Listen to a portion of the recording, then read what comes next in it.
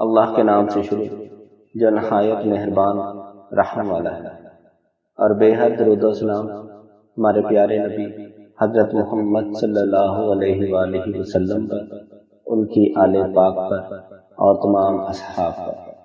حضرت شیخ سعدی رحمۃ اللہ علیہ اپنی سیاحت کے دوران پیش آنے والے ایک بزرگ کی کرامت بیان کرتے ہیں۔ وہ کہتے ہیں کہ میں ایک مرتبہ ایک بزرگ کے ساتھ سفر کر رہا تھا کہ خشکی کا سفر ختم ہوا اور دریا کا سفر شروع ہو گیا۔ میں کرایہ دے کر کشتی پر سوار ہو گیا۔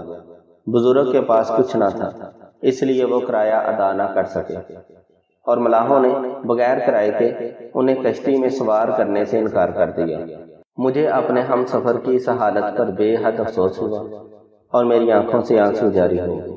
بزرگ نے میری طرف دیکھا اور کہنے لگے کہ اے سعدی رحمۃ اللہ علیہ، تو کیوں غم کرتا ہے؟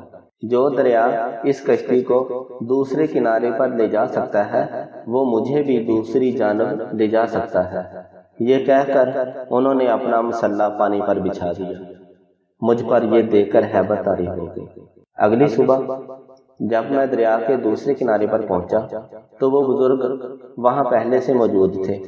انہوں نے مجھے دیکھ کر کہا کہ اے سعدی رحمۃ اللہ علیہ، حیران نہ ہو، تجھے کشتی نے دریا پار کروایا اور مجھے میرے اللہ نے دریا پار کروا دیا۔